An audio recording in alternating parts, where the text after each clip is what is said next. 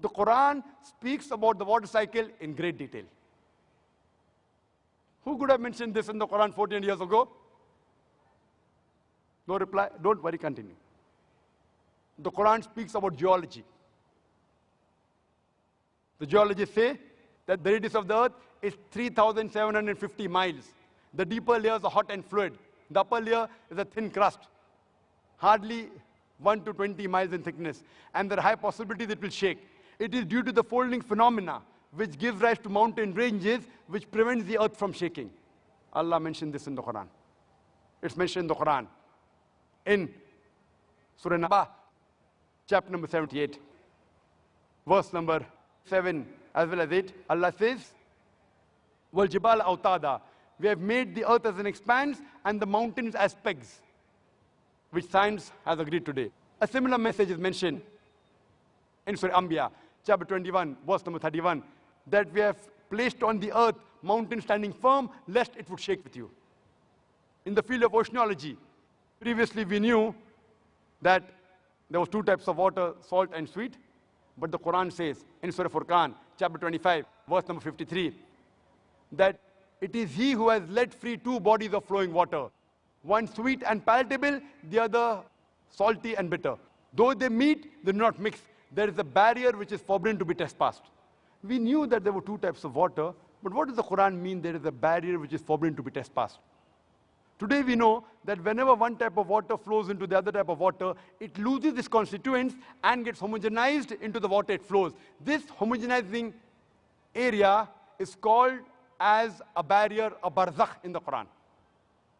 Quran mentioned this 14 years ago. Quran mentioned about biology. It's mentioned in Surah Anbiya, chapter number 21, verse number 30.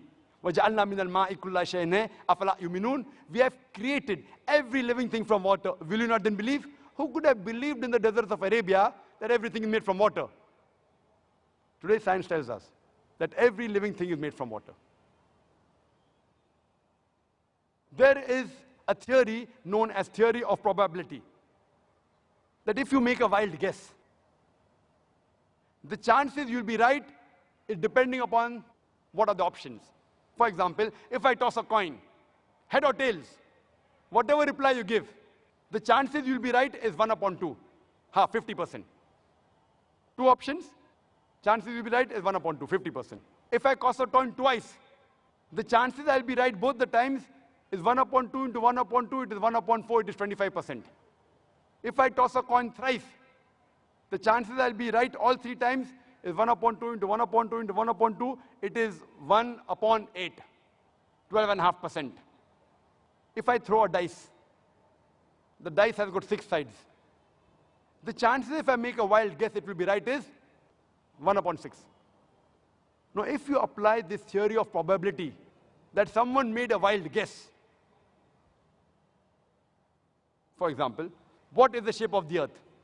You can think of 10 things. Flat, square, rectangle, triangular, hexagonal, on and on, maybe spherical. The chances if you make a wild guess it is spherical, it will be right is 1 upon 10. If you ask a person, the light of the moon, is it its own light or reflected light? If he makes a wild guess, chances he'll be right is 1 upon 2.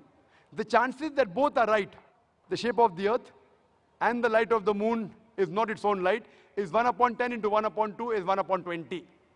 That is 5%. All living creatures made of what? You can think of 1,000 things. Sand, iron, tin, wood, on and on, maybe even water. Chances you make a wild guess and one is right is 1 upon 1,000. Chances all three are correct. Shape of the earth is spherical. Light of the moon is reflected. Everything made from water is 1 upon 10 into 1 upon 2 into 1 upon 1,000. Is 1 upon 20,000. Is 0.005%.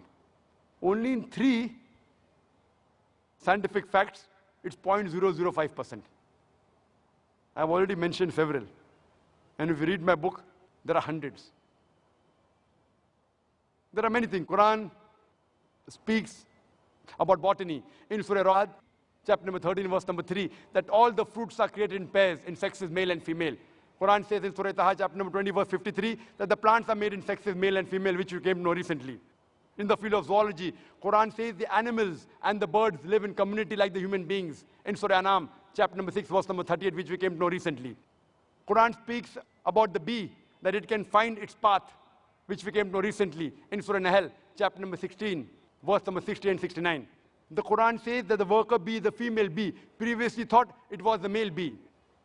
Quran says in Surah Nahl, chapter number 16, verse number 69, that the worker bee is the female bee.